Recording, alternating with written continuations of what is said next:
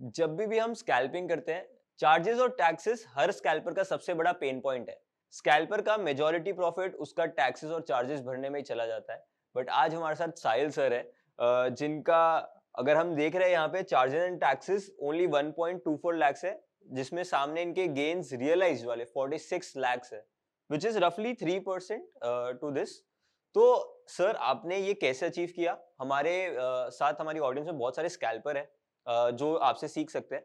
सो हम धीरे-धीरे बात करेंगे कि आप आपकी स्ट्रैटेजी में ऐसी क्या करते हो, जिससे आपका इतना कम कॉस्ट आता है? यस। तो ट्रेडिंग कॉस्ट एक्चुअली एक बहुत ही बड़ा हिंड्रेंस है फॉर एनी प्रोफेशनल ट्रेडर। और पिछले कुछ सालों में एक्सचेंज का ट्रेंड रहा है to increase this cost of trading. तो जब मैंने ट्रेडिंग स्टार्ट किया था तब एस टी टी 0.01 था, जो आज की डेट में 0.02 हो चुका है, डबल हो गया। Which is 100% increase in input cost outright. जब मैंने स्टार्ट किया था तब एक लॉट को राइट करने के लिए हमें 8 से 15 हज़ार रुपए का मार्जिन लगता था। आज की डेट में उसे 70 से 80 हज़ार का मार्जिन लगता है और अगले महीने से वो 2.5 लाख लगेगा। यानी कि मेरे स्टार्टिंग से लेके अब तक almost 25 Guna increase in the margin cost हो चुका है। मेरे स्टार्टिंग टाइम पे निफ्टी का वैल्यू 8 हज़ार का था, लॉट साइज 25 का था, कॉन्ट्रैक्ट वैल्यू 2 लाख का था।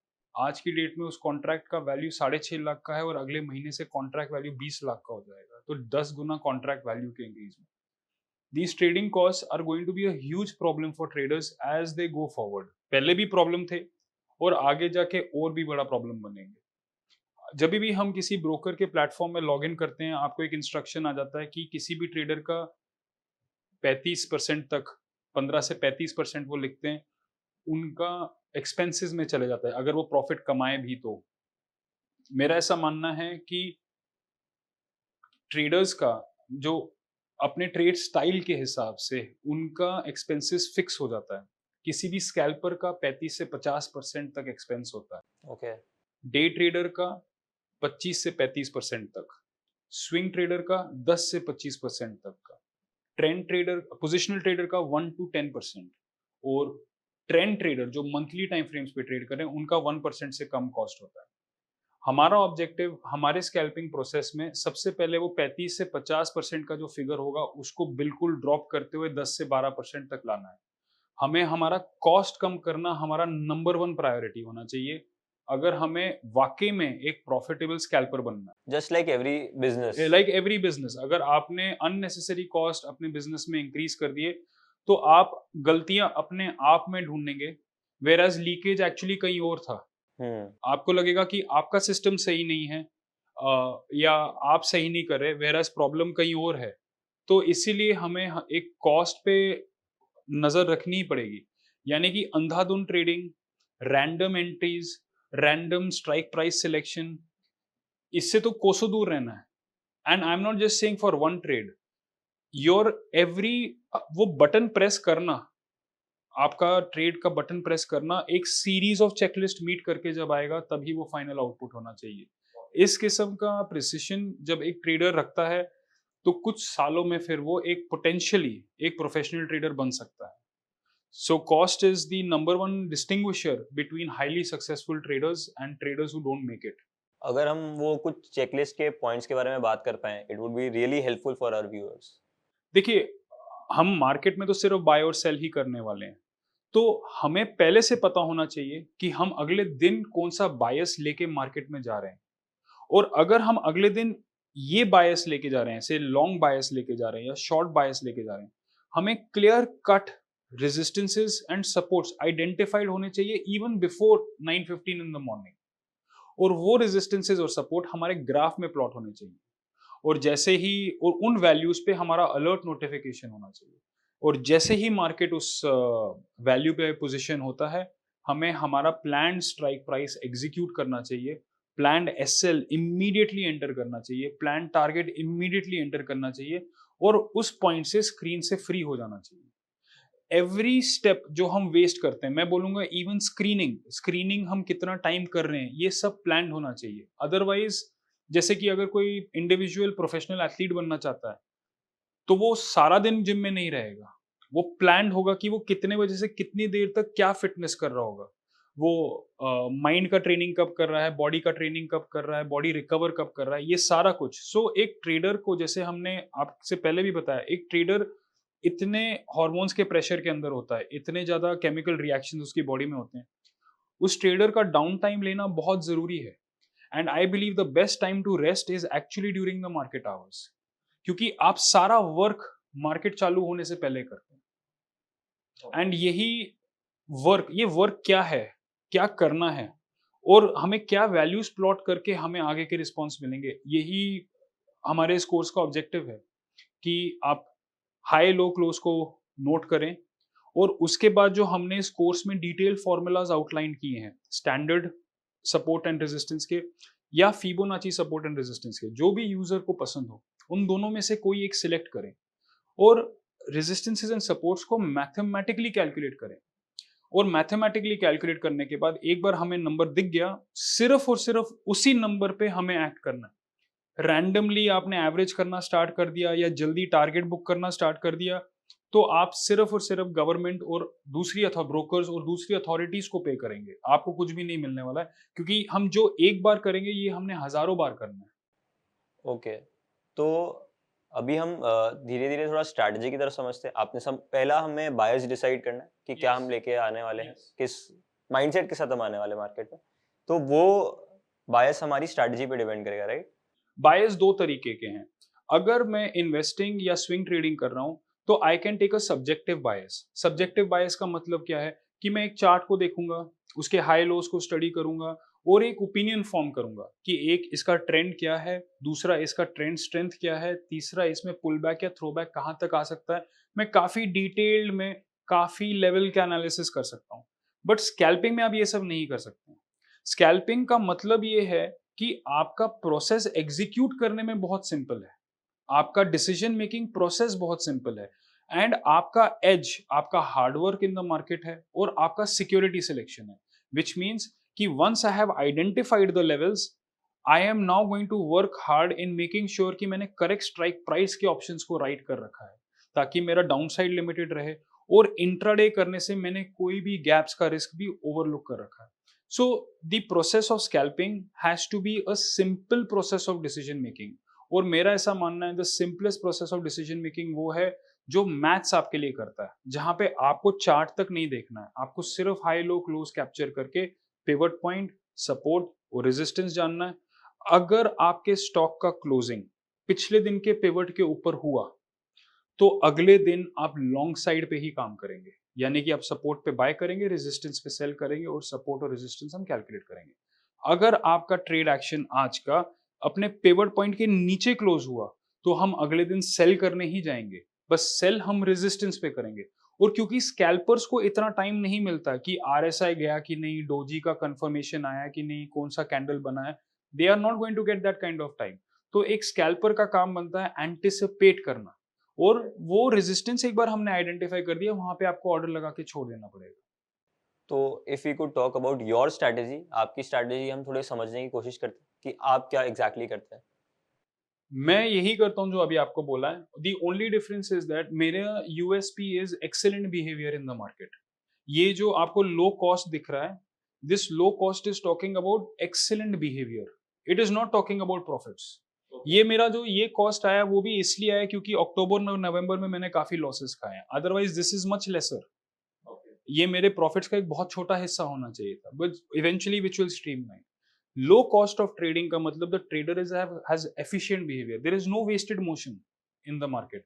तो एग्जैक्टली वही जो मैंने आपको बोला कि मैं पिवट पॉइंट कैलकुलेट करूंगा और मार्केट के क्लोज से चेक करूंगा। How do you do it, मतलब आपका पिवट पिवट पॉइंट का पॉइंट कैसे फॉर्मूला बहुत इजी है, high plus low plus close divided by 3 equal to pivot point. क्या आप अपने चार्ट में कुछ दिखा सकते हाँ, आप कोई भी ये चार्ट जैसे खोल देंगे, सो हमने सामने निफ्टी का चार्ट लगा रखा है और ये डेली टाइम फ्रेम पे है।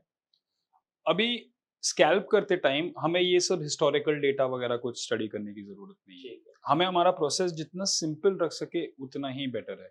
मुझे सिर्फ और सिर्फ ये बताइए कि आज के दिन का निफ्टी का हाई वैल्यू क्या है। हैं? आज के दिन का हाई वैल्यू 24188। तो मैं यहाँ पे नोट कर दूंगा, सॉरी, लो लो 23,927, और क्लोज क्लोज 24,131.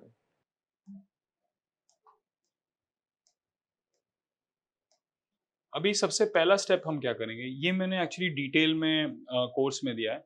सबसे पहला स्टेप है हम इसे ऐड करेंगे, ओके. ठीक है। तो for example this will be, ठीक है। और अब नेक्स्ट स्टेप हो गया कि हम इसे डिवाइड कर देंगे 3 के साथ। ओके. तो ये हो गया 24 0 8 2, ठीक है।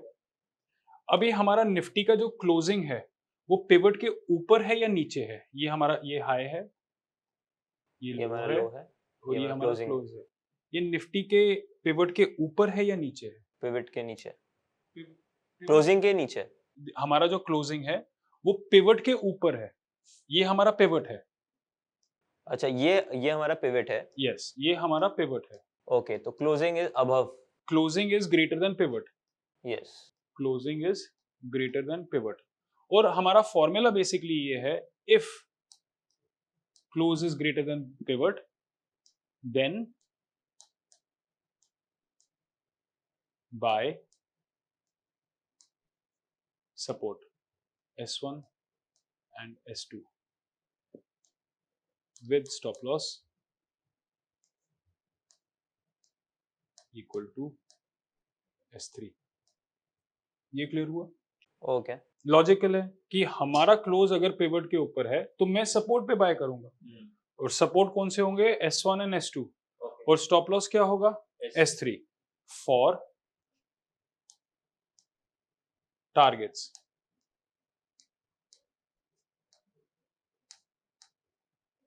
R1 R2 R3 और day close. It's a simple plan. Okay, but sir scalping में यूजुअली हम कहते हैं बहुत छोटा टाइम फ्रेम देखते हैं, 5 मिनट बिल्कुल, या 1 मिनट भी लोग देखते हैं. यस, बट यहाँ हम डेली वाला टाइम फ्रेम देख रहे हैं, correct. Just to analyse our bias. Analyse our bias, बिल्कुल करेक्ट। तो अब जब मैंने चलो बायस डिसाइड कर लिया, क्लोजिंग पिवट के मेरे ऊपर है, तो मैं कल बाइंग के मूड से जाऊंगा यस, कि भैया अब मेरे को जाके खरीदना है. यस, तो अब सपोजिटली करते हैं कि अगला दिन है एंड हम थोड़े लेवल्स देखते हैं. तो उसके बाद what is our next step? अगला दिन है तो अगले दिन के भी केसेस हैं, 4 केसेस हैं। मैं आपसे सवाल पूछूंगा, अगर मंडे को मार्केट ने स्ट्रॉन्ग गैप अप दे दिया हाँ, तो आप उसमें क्या करेंगे? वो पहले इतनी बड़ी रैली दे दी है तो आई माइट डाउट कि वापस से और आप नया कुछ है. भी नहीं करेंगे, ओके. आप कुछ भी नहीं करेंगे क्योंकि हमें भी बाय करना था, हाँ. पर मार्केट ऊपर उठ गया, हम तो बाय सिर्फ सपोर्ट पे कर सकते हैं, हाँ, तो आपका ट्रेड ही नहीं होगा। ट्रेड ही नहीं होगा. अगर वो स्ट्रॉन्ग गैप अप होके रन अवे दे गया, आपका ट्रेड ही नहीं होगा। दूसरा करते हैं, मार्केट ने स्ट्रॉन्ग गैप डाउन दे दिया, तो अब क्या करेंगे? अभी भी कुछ नहीं करूंगा. अब हम वेट करेंगे, अगर उसका गैप डाउन S3 के नीचे ही हो गया तो भी हम कुछ नहीं करेंगे, हाँ. क्योंकि वो हमारे SL के नीचे खुला है, हम्म. तो भी हम कुछ नहीं करेंगे। बट अगर उसका गैप डाउन S1 या S2 के कहीं हो गया, तब फिर हमारा पहला S1 पे बाय हो जाएगा, अगला S2 पे बाय हो जाएगा, ओके. राइट? और स्टॉप लॉस इमीडिएटली S3 लग जाएगा। तो अगर गैप डाउन होने के बाद और हमारा ऑर्डर लेने के बाद अगर मार्केट कंटिन्यूसली नीचे रन होता है तो हमारा लॉस हो जाएगा। हाँ, एग्रीड? लॉस है. बट अगर उसने S1 एंड S2 में एग्जैक्टली वही किया जो उसे करना चाहिए, सपोर्ट पे मार्केट को आइडियली क्या करना चाहिए? ऊपर जाना चाहिए. सपोर्ट लेना चाहिए। हाँ. अगर उसने सपोर्ट ले लिया और S3 तक नहीं किया तो हमारा पोजीशन ओपन रहेगा, हम्म. जो कि डे क्लोज पे ही क्लोज होगा, अनलेस वो यहां कहीं आ गया। अगर वो R1 R2 R3 के कहीं पे भी आ गया, यहाँ पे हम अपने टारगेट बुक करेंगे, ओके. और ये हम एक दिन पहले प्रिपेयर करके मार्केट में जाएंगे। बट सर ये स्कैल्पिंग से ज्यादा मोर ऑफ इंट्राडे ट्रेड नहीं हो देखिए जाएगा? स्कैल्पिंग, देखिए पहली बात तो ये है, there is a huge difference जो हम पहले कर रहे थे। लाइक हमने डिस्कस किया 0.01 से अगर एसटीटी बढ़ के 0.02 हो चुका है, तो मैं आपको बताता हूँ इंडस्ट्री में करंट स्कैल्पिंग प्रैक्टिस इन अ वे कैसा है। ये हम हटा देते हैं एक बार, बट ये होपफुली सब व्यूअर्स को समझ में आ गया कि ये लॉजिक बहुत ही सिंपल है ठीक है, and it is only relying on the fact कि if up then support will hold, if support doesn't hold then I will take a loss, if support holds I will hold till end of day, if support holds and rallies I will take a profit. Okay बस ये है. if my order is skipped I will look at another security. फिर Nifty के जगह हो सकता है कि हम रिलायंस देख रहे हैं, हम फॉर्मूला तो यही है, पिवट का फॉर्मूला ये है और सपोर्ट्स एंड रेजिस्टेंसेस के मैंने कोर्स में दे रखे हैं. ये फॉर्मूला देने का मतलब है कि please don't look at the chart. इसका मतलब ये है कि आप चार्ट को देखिए मत, आप सिर्फ हाई लो क्लोज नोट करके आपका फॉर्मूला बाहर आ जाएगा. आपको कोई प्राइस एक्शन, क्योंकि स्कैल्पर के पास इतना टाइम आइडियली होगा कहाँ कि वेज फॉर्म कर रहा है, कि फ्लैग फॉर्म कर रहा है, कि ये हो रहा है. You don't have that kind of time. यानी कि जो स्ट्रेटेजी 2015 और 17 में प्रॉफिट दे सकती थी, आज की डेट में वो नहीं देगी. इसीलिए मैंने उस कोर्स में अपडेट करके वो स्ट्रेटेजी नहीं बताया जो मैं करता हूँ. नॉट बिकॉज मैं नहीं चाहता कि आप पैसे नहीं कमाएं. आप अगर हर 5 मिनट में चार्ट देख के मेहनत करने को तैयार हैं तो पैसा आपका है. मैंने ये रियलाइज किया it is very tough to do this day in and day out for the rest of your life. शुरू का 1 साल वो हनीमून पीरियड लगता है, उसके बाद मार्केट थकाने वाला काम करता है. दूसरे तीसरे साल तक आपका इंटरेस्ट एक्टिव चार्टिंग से थोड़ा कम होने लगता है. अभी it's all about the money जो लूज हुआ है और गेन हुआ है. चौथे पांचवें साल तक आपके ऑडिट्स होना स्टार्ट होते हैं, आपके टैक्सेस का काम बढ़ना स्टार्ट होता है. मतलब इट इज अ प्रोसेस भाई. ऐसा नहीं है कि मैंने स्कैल्प कर लिया मतलब सेट है. आप करोड़ों रुपए कमा के भी गरीब ही रहने वाले हैं. मैं बस स्टूडेंट्स को यही बताना चाहता हूँ. ऐसा नहीं कि मैं यहाँ पे, मैं लोकल में आया हूँ यहाँ पे, ठीक है, तो इतना बड़ा पीएनएल दिखा के तो लोकल में ही आए ना, ठीक है. तो मेरा जिस पॉइंट ये है कि वो पीएनएल जो बहुत बड़ा दिख रहा होगा वो किसी बंदे की लाइफ की सेविंग्स होंगी. उसके घर में 6 लोग होंगे, वो 6 लोगों में बंटना है, उसमें स्कूल से लेके घर के खर्चे आने हैं, फिर वो job. It's a long process. आप सिंपल रखिए, सिंपल में बेटर रखिए और फिर उसके बाद उसे इम्प्रूव कीजिए. This is my mindset, this is my approach in teaching to for this session. तो आई होप आपको काफी मजा आया होगा. काफी डिफरेंट इंसाइट है साहिल सर का. ये टिपिकल कोई स्ट्रैटेजी वाला वीडियो नहीं है जहाँ पे हमने बता दिया कि ये 4 इंडिकेटर लगा के आप यहाँ पे बाय करो, यहाँ पे सेल करो. आपके पास उतना टाइम ही नहीं होगा. आपके पास उतना टाइम ही नहीं होगा. अगर आप स्कैल्प करने जा रहे हैं तो 4 इंडिकेटर लगा दूं मैं आपके लिए, जब तक आप उसका मतलब समझ पाएंगे आपका वो इंडिकेटर ही चेंज हो जाएगा. इसके लिए आई होप आपको इससे काफी इंसाइट मिली होगी. एंड ये काफी डिफरेंट अप्रोच है जो अब तक आपने देखा होगा या समझा होगा. तो आई होप आपको ये समझ में आया, आप ट्राई करेंगे. एंड जिसको इन डेप्थ इसके बारे में और जानना है, लिंक डिस्क्रिप्शन में है. आप खुद को वहां पे एनरोल कर सकते हैं और समझ सकते हैं कि इसका फ्रेमवर्क एग्जैक्टली है क्या. तो मिलते हैं एक और ऐसे ही इंटरेस्टिंग वीडियो के साथ.